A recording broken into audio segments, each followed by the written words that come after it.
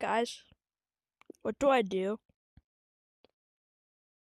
My thing's pressing down in the game, and it sometimes says 1%, but when I reconnect the thing, it says 60 or 100 or 20, and yeah, it just does that. I want to know what happens. So whenever I reconnect my controller,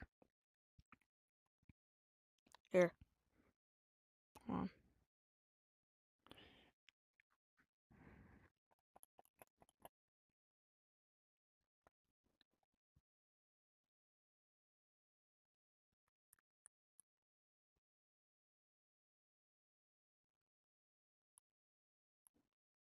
There, see?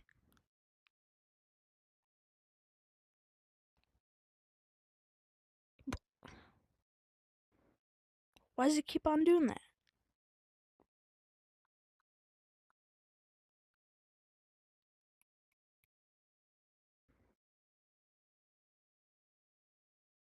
Like, what do I do?